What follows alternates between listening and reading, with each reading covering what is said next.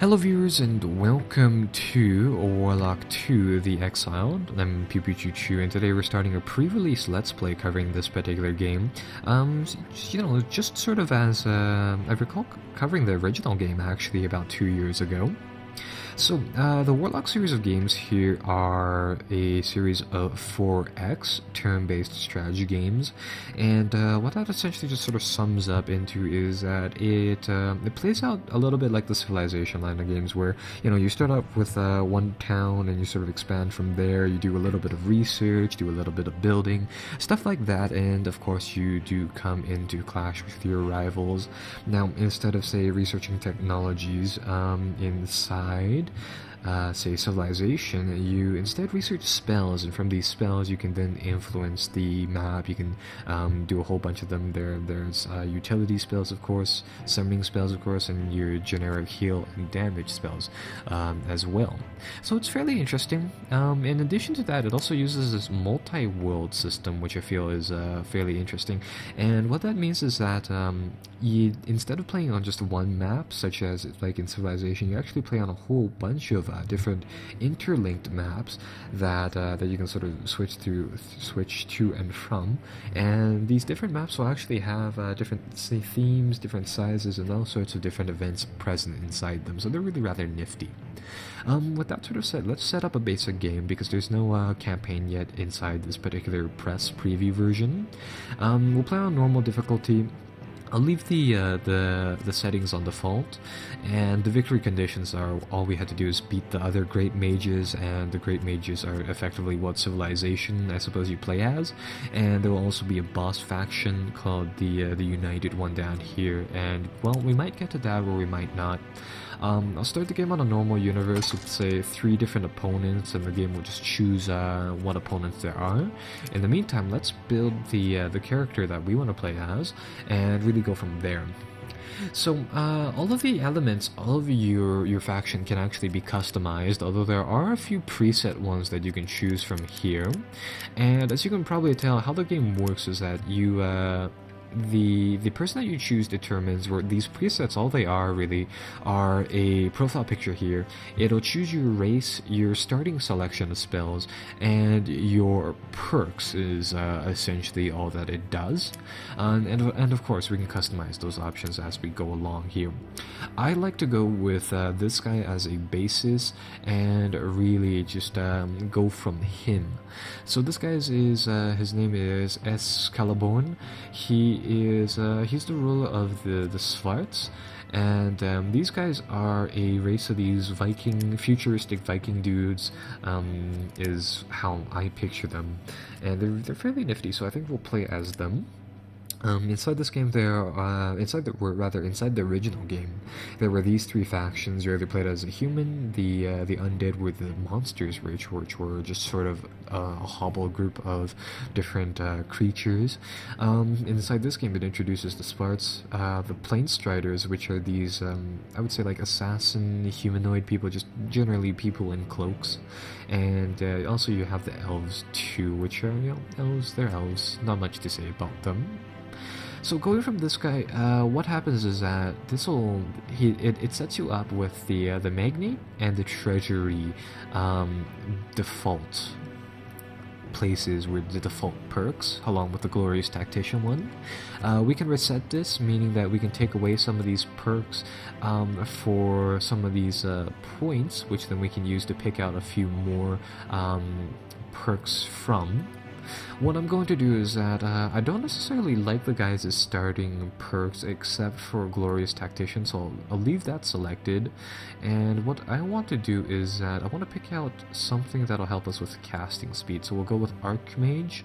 And the vast majority of these perks are divided up into things that'll give flat bonuses to your country in the terms of production of one thing, such as research, food, or just currency in general, or they'll give you some beneficial starting items like Treasury, which will just give you a flat out amount of gold, to some of the more interesting ones like the Elven Relatives ones and the Dakota Training one, which will give our troops some special resistance, and this Elven Relatives one will give us a special little village on the map right off the bat, which will allow us to train some unique troops, I believe.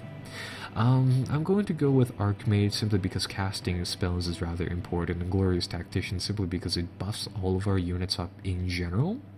Going from there, I'm going to choose one starting spell for ourselves, and we're going to pick out Firebolt because, it's a classic spell.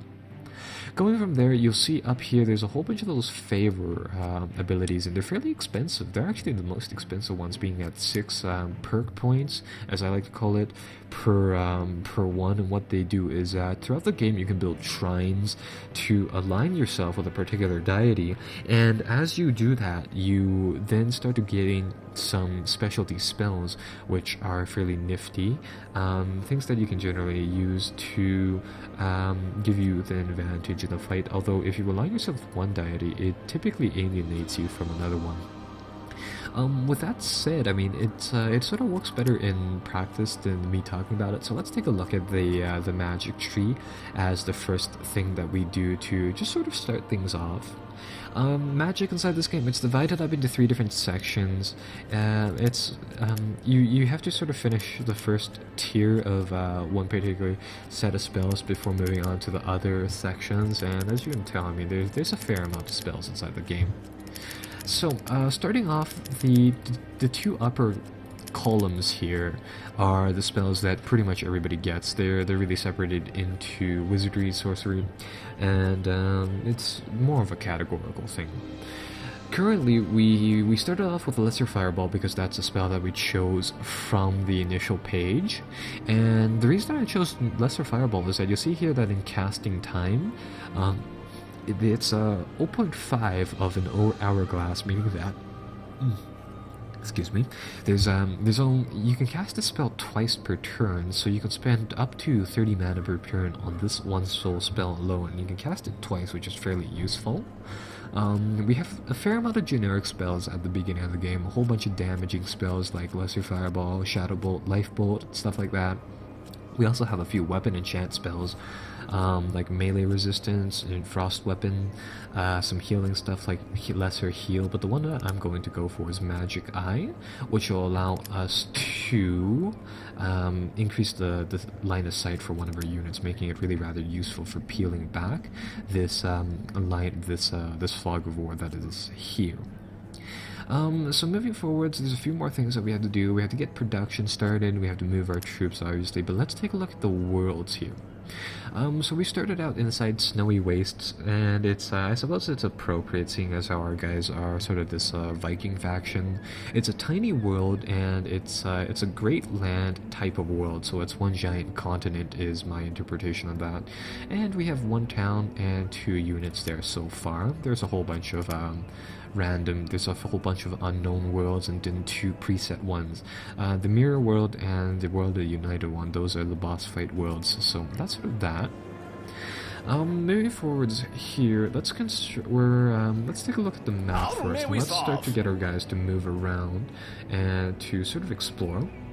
So pick up our honorable guards. These guys are a little slow, so they can move at the very most, like, they move pretty fast on land apparently. They can move 4 turns here, but they're fairly slow going up hills. I'm just going to get them to start wandering about to sort of uncover the map and see really what's there. And it looks like we've uncovered, a small lake here, and a chasm, which is just effectively an empty pit that leads to nowhere, though, flying units can get across that. But as you may have noticed on the map here, it's divided up obviously into terrain, so you have your plain lands, you have the little sea-going tiles, the forests, and the mountains, but there are specialty items that will appear here as well. I just saw an iron mine here somewhere. You see inside the hover box it says there's an iron resource, but I don't see it right now, but there are certain resources inside the game that'll help us out. There's that iron mine that's supposedly there, but the one that I noticed is this Dorwin settlement, which will allow us to either recruit special units or do special, or rather gain a bonus on building or gaining some of these resources. So moving forwards with the whole buildings thing, let's build some buildings and some units. You can do both inside this game. From what I recall of from what's it called, Civilization, you can only build one at a time. You can either build a unit or a building, but inside this game you can build two. So we have a few different buildings that we can build. Most of these relate to production of one of the top menu bar items here, or certain units. We have gold in which we use to buy certain units using that. I believe the buildings you build are actually for free for the most part, though they will have upkeep. Food is required to sustain your population. That means keeping your towns growing and keeping your towns farmed, or keeping your troops fed. Mana is obviously used to cast spells, and research points is used to research new spells. I expect us to be gaining quite a few more troops inside or growing quite large in the next few turns, so I think the best option right now is to build another farm so that we can have some more food and avoid starvation. Moving from there, with these prospector dudes, these are the default units that we start off with. I'm going to talk more about them later on in terms of stats and stuff like that, but what they do have that's fairly unique is that they have the Summon Crows ability, meaning that they're really rather useful for scouting because they can use all of their action points for this turn to summon up a flying scouting unit, which can help us figure out that our first town is surrounded by enemies. That's nice. So yeah, there will be some of these miscellaneous guys. They're effectively the barbarians from the Civilization games, and they are neutral, just people of sorts that will. They won't necessarily harass our units, but they'll just sort of be present on the map and attack anything that really comes near them, except for enemy or other neutral units. Although I believe some enemy neutral units do attack each other too. And during the course of this game, some of these events will appear. They're fairly interesting, but this one just tells us the game has begun. The first thing that we should do is figure out where the gate that we need to sort of open up the different worlds is at. So that is one priority, and that is the primary reason for which we are doing some scouting. I see the iron mines over here. So, found another iron mine over here as well. These birds, because they're a summoned item, they only last, we're a summoned unit, they only last 3 turns. They only last 2 now, seeing as how we've already kept them on the map for 1 turn. And all I want to do with them is to just continue to explore the world with them and to uncover some more stuff. So we found some iron, some silver too, and over here we found some frozen ice elementals, so that's another unit on the map. Just keeping it up here, let's train some more prospectors because we'll need more of these guys to do the fighting. And in the meantime, we will just get our guys to sit still. I don't want to move any of my units just yet because as we sort of move them, we run the chance of uncovering certain events and certain things, which I don't necessarily want to do right away. In the meantime, we'll just continue building some farms, and because some of the monsters inside the game, they're fairly lethal, so it'd be better if we just sort of kept away and continued moving around the sides here. Now these bats though, or these flying crows, I'm not too particularly worried about, so I think I'll just send them around here. Ah, perfect! We found the bridge. We found the Mystic Portal, and one of the things that will come up is that the game will explicitly tell you that a big troll is guarding the bridge, and he demands gold to sort of cross the bridge here. We can do a few things with this little event. We can either pay the amount of gold, which unfortunately we can't, or alternatively we can use some mana to make some illusionary gold, and that'll have 30% decent chance of sort of bribing him, but it also might, you know, make him mad, and that'll generate a troll on the map, which I don't want. Or we can postpone it for later because we can come back to this event, and I think that's what I'll do right now. So with that sort of said, I'll just leave that event as is. I'll get these guys to actually make a little bit of a hub over here. And these prospectors, they are ranged units. They have a range of 2 and an attack of 10, so they can put some damage on these rogues.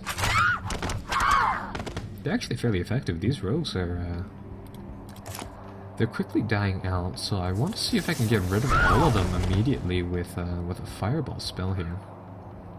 No, maybe not. Okay. And right around now, the game will tell you that you're able to build settler units, which of course you can use to build new towns.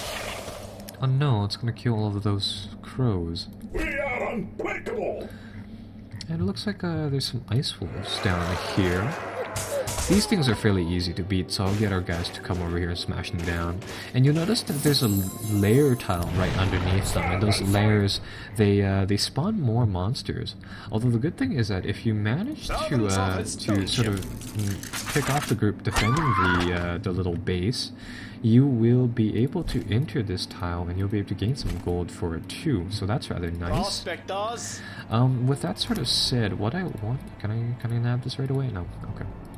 What I want to do is I want to collect all of these sort of neutral areas. We can gain some gold from there, and then we can sort of pay off the fee to actually access that gate, and we will just really go with that, I suppose.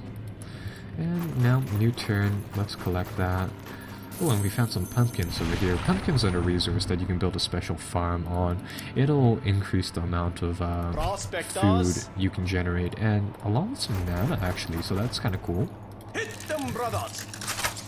And again, we want to move forward, so shooting those guys. They can't. Those rogues are melee units, as you might imagine, so they can't attack back. And again, our troops will just continue pushing back the Veil of Darkness. What are we currently building now? Population is insufficient, that's why. So currently we have 5 population inside this town, inside our only town actually, meaning that it can man 5 different buildings, and it looks like we've manned that out. We've sort of completed that, unfortunately. Congratulations! You have successfully researched a new spell, my lord. What is this? A group of rogues. Yeah, this is one of the events that come up. A group of rogues is blocking the entrance to your capital. They demand gold in exchange for passage. We're probably not going to meet their demands because evidently, I mean, they're pretty easy to fight back. And we'll just kill them off, and the game generates us a automatic quest here to kill them off for gold, so we'll just do that. Let's see, what can we do? Fireball. I want to finish the quest in one turn, just sort of because out of habit. How may we solve? So we'll get rid of them just like that, and that should hopefully no. Oh yeah, there we go. That's gonna get rid of all of them. So that will do that, and our guys will continue going forwards. See that this little serpent spawn area popped up, but those things are pitifully easy to kill, so we'll get rid of them just like that. And our research is complete, so we now have Magic Eye, which will allow us to sort of explore a little bit faster. It's not exactly terribly useful right now, so I think I'll get a healing spell just to augment our selection of spells here. So then we'll have you know, 1 healing, 1 damage, 1 utility spell, and really just a nice group like that. And I'll get these guys to start moving back. Prospectors. And our guys will move over here, cap that gold spot. That'll give us a little bit more. Shoot down those guys, and now that we have like 270 gold, we will take care of the matter with the gate troll over there. Let's see.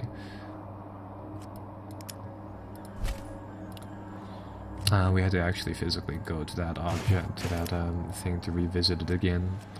Let's see, let's buy 1 more unit of those prospectors. And the interesting thing is that the towns themselves can actually attack. I think that feature is also in Civilization 5, though. To be frank, I mean, I don't play a lot of that game, so I honestly don't know. Did they just say aim for the knees? Huh. Interesting.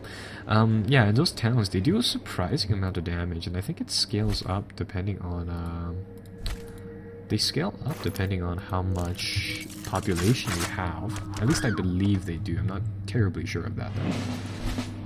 Oh, perfect. Then our troop leveled up here. And we can choose a perk for these units.